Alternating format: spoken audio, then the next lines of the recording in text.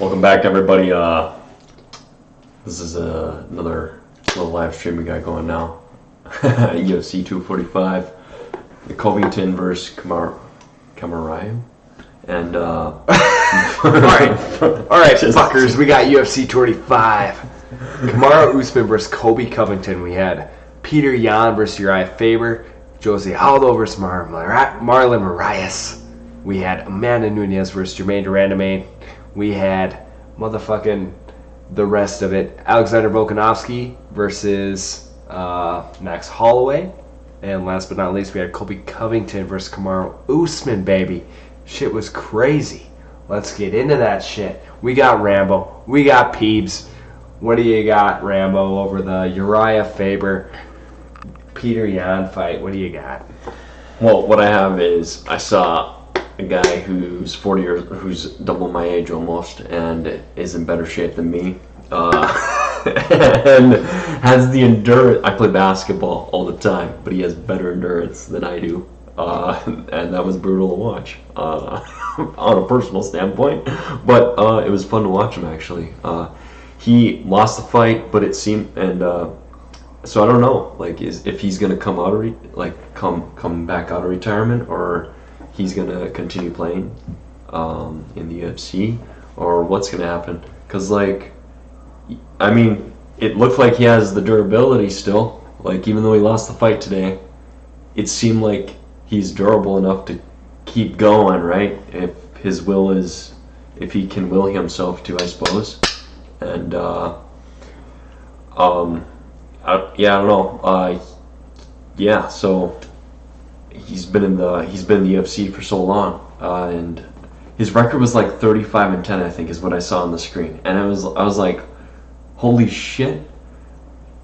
40. He's played against like 45 people in a lifetime or whatever. Like, in the UFC, that's insane. Like, I've never seen someone who, like, how do you survive that? Like, how do you actually last that long where you're able to play 45, like, against 45 different opponents?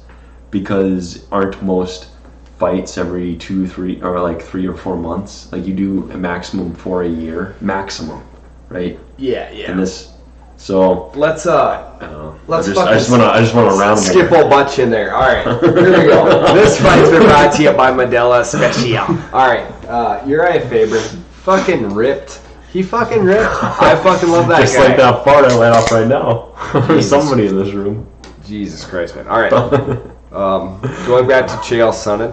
Chael Sonnen talked about how Uriah, it's amazing. He's kept within 10 pounds since his wrestling career in his 20s. That is fucking insane. 10 pounds for 25 years is nuts. Anyways, Peter Yan, the real deal. We're going to skip over. We're going to keep it rolling. Jose Aldo versus Marlon Moraes. Fucking nuts. Pushed the pace the whole fucking fight. Yeah. Marlon Moraes landed a few combos. The judges obviously are giving it to the guy who lands seemed to be facial combination damage tonight. Didn't matter so much about the pace pushing. The Vegas judges are interesting, I guess. I don't know if the Vegas judges are always the same. I don't think they are. But that was a good fight. I would have liked to see, we're going to talk about the fights later tonight. I would have liked to see Aldo throw leg kicks against Max Holloway, but obviously we talked about this in our last video. It seems like Aldo is focusing on boxing. What do you think? What would you do? So Aldo just dropped down 10 pounds. He was a little bit unsuccessful where he was at, even though he was the champion for 10 years. He dropped down 10 pounds tonight, fought against the number one contender in the 135-pound division. Judging by his performance, what would you stay? If you were Aldo, would you stay in the 135-pound division? Did you think he did well enough to stay in there, or would you go back up to 145? What would you do? Oh my gosh. Throwing a hard ball here. I'd probably just... No. He's probably meant to... I don't know. He's ground, like, to take people to the ground. I mean, you should... I'm a little finished. I don't think so. No, I just mean, do you think his performance was good enough to stay at that weight? Do you think he held up good enough against the number one contender to wiggle around there and fight again? Make some adjustments, or do you think he should go back up and weight?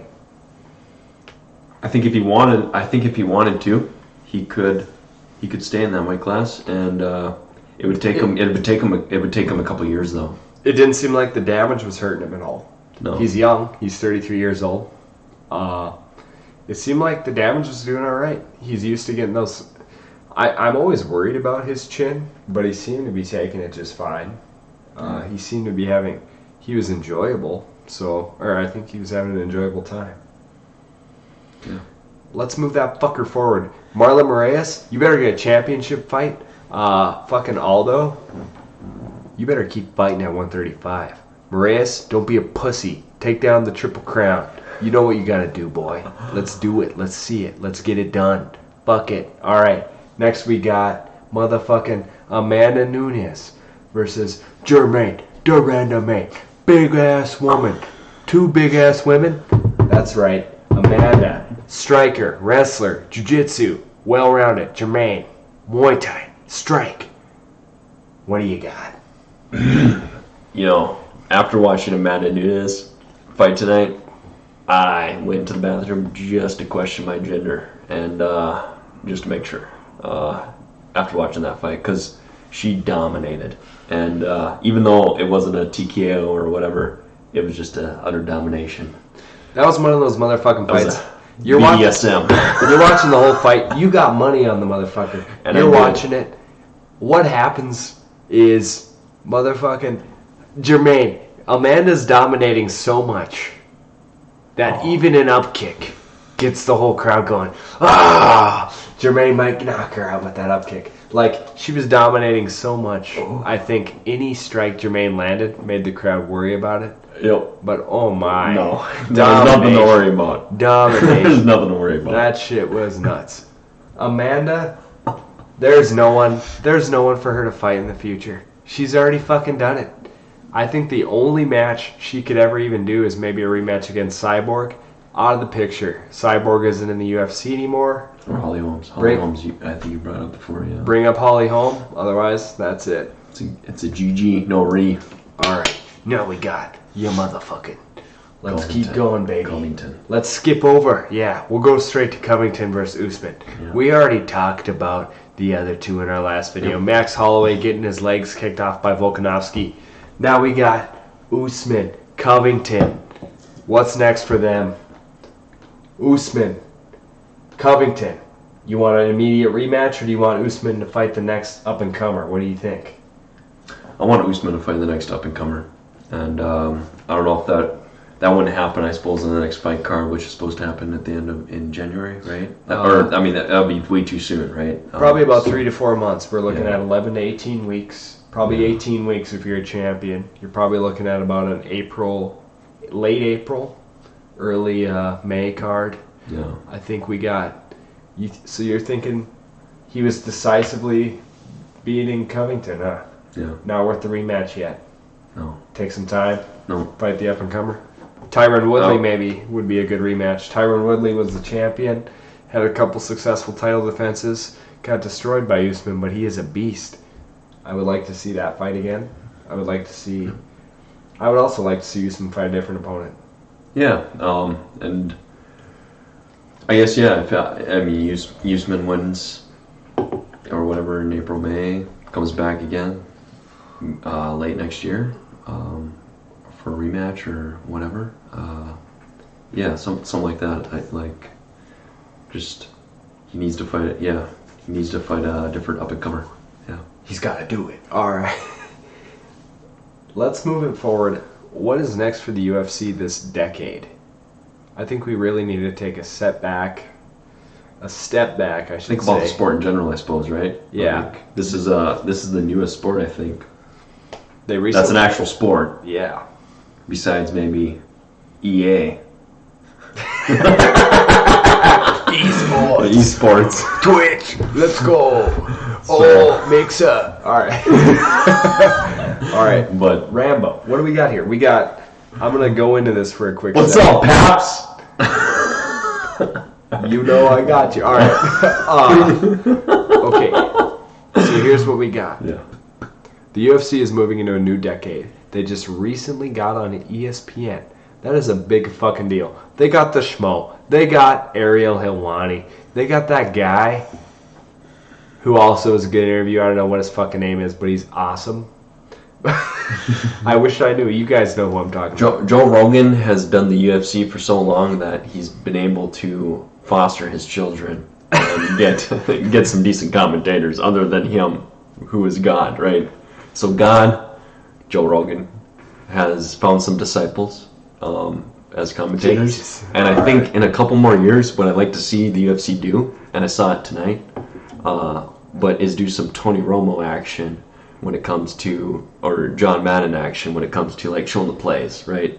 So like what I noticed was DC, right? Yeah, what I noticed was during like a play that or a fight that happened when someone was trying to drop someone to the ground, I noticed a guy replayed a video. DC would show play-by-plays. Yep, play-by-play, and he'd say pause it, and then he'd draw a line, slant, if you will, and then said, like, this is the moment where you're going to see the hip turn, and that's how you get the leverage to, like, flip a person over and, right, or carry over. So, like, you had to have your body slanted so far this way, right, at an angle, and that's where you gain the leverage and to take down an opponent. And because everybody's, like, pretty much the same weight class. I mean, that was really cool to watch, like, or to understand, I suppose, right, leverage regarding, like, a fight. I don't know, it's just really cool technical just technical analysis, I suppose, or to see on the screen. Because everything happens so quick in fighting, right? Like quicker than probably basketball or football or like any other sport, right? Like UFC is so quick in those, especially those lighter weight classes. Like you blink and you're like you miss a leg kick or you miss something, right? You just so you have to see shit in slow-mo to understand any of it, for the most part, as I keep watching these fights. So that was like one thing that I love to see in the next decade. UFC like just will, gosh, they could just become gods at like that. And that'd be, that is what I could see happening, or what I'd like to see happen, I suppose. My take on it is I would like to see the UFC move forward. I think they've been stuck in the mud a little bit with Conor McGregor. I am psyched for the Conor McGregor-Cowboy Cerrone fight. The heavyweights are stuck in the mud. The lightweight fighters, 135, 125, 145, they're all good. I would say 150. Any of those lighter weight divisions are good. There's different weight divisions. John Jones is a fucking beast. There's maybe 3 or 4 guys that can compete with him. It's unfortunate that so many weight divisions have such a disparity as far as like a separation in opponents. Tonight we got to witness several fights, even Uriah Faber and Peter Yan. That fucking division is so tight. You could have the first ranked opponent fight the 15th ranked, and honestly, it'd be a good fucking fight. There's different. I would like to see some sort of like. They need to mix it up. I'm sick of this. I like the drama a little bit, but like being within one weight pound or whatever, or no, I'm sick of the WWE style shit. I want to see some sort of tournament. I want to see separation, like the top 4 contenders or top 6 contenders. I want to see some sort of Bellator style thing where they have the top 6 guys have a tournament, the best one wins. Or just to really decisively pit them against each other in like a playoff type thing, elimination or something like that. Yep. Just okay. Yep. I want to see some splits. I think T.J. Dillashaw, Cody Garbrandt, Peter Yan. We got that whole division stacked. I want to see a split up. I want to see them all fight in one night. I don't want to see a main event with a heavyweight, a middleweight. I don't want to see every weight class in the main event every time. I want to see a main event maybe every 3 or 4 months where it's all the same weight class competing against one another. God. And then a couple months down the road, the same weight class competing against one another. But that's where I want to see the UFC move towards. So how would that, like, That'd be pretty cool if it worked like that. But the problem, I think, the problem with the sport, right, is it takes a person can only do one fight once every 3-4 months. It's not like it doesn't work like, basketball, it takes a couple days to recover. So that's why you have games every couple days. NFL, it takes a little bit longer, a week. This UFC sport, it takes months. But I suppose if you want something like that, specifically, I suppose you probably could do it with that weight class you were talking about, where 1 versus 15, and it's whoever could win. I suppose something like that probably would work, because you could maybe every 2 weeks, right, with a fight, just tournament-wise over a course of 3 to 6 months, those 15 or 16 people, bracket them and do just a single elimination or something like that. But I don't know how. I guess I don't really know how that would work. I mean, that would be insane. That would be ultimately insane, because there'd be like a playoffs within already a fuck. Jesus. I know we're rambling a little. We're talking about the fights. I know we should probably cut it out. I don't want to make another YouTube video, so I want to touch quick on something I was thinking about as far as betting odds. One thing in my mind about how these odds makers make their choices, it seems like there's a lot of disparity. Like, the odds makers, I don't know if they fucking watch UFC or not, because the odds are so crazy all the time. But what I noticed tonight, right? Uriah Faber was a huge underdog. Peter Yan was a giant favorite. There's fights like that. People wonder how the odds are so spread, what different things happen. In my opinion, right? What the UFC does is they look at what's the fastest way to get Uriah back to the belt. What's a good matchup for Peter Yan? Who's available to fight? Peter Yan's a number 4 ranked fighter. Uriah's number 12. What they have to look at is, who is Uriah's toughest opponent in the top 5? Peter. If he beats Peter Yan, that should make him able to fight the champion next, number 1 contender. Same with Peter. He'll be the number 1 contender if he beats Uriah, because Uriah doesn't get knocked out. He doesn't get TKO'd. He'll take you to the decision every time. What did Peter do? He took Uriah out. It was a good win-win for both of them. I see them either way. Either of them should have gotten a title shot after this. So that's where I see that going. Looking into the odds making and how the UFC thinks about things, that was my thought process on that. We talked about Covington versus Usman. We saw Covington get whooped on for about 5 rounds. Covington had very good success off and on, but Usman's striking was so technical it didn't really matter. Yeah. UFC's not going to let them rematch right away. It's going to be Usman versus the next guy. Yeah. It's just kind of like it's not that they won't. Deductive thinking, critical thinking, taking away from what you see, taking away from past fights. Yeah. I don't know. So we can call it good there if you want, big dog. What do you think, Rambo? I think fights tonight were pretty cool to watch, and the next big fight, I suppose, is in January, end of January. So definitely tune in next time, and we're gonna go play Fortnite. We're about to go play Fortnite. So peace be with you. Don't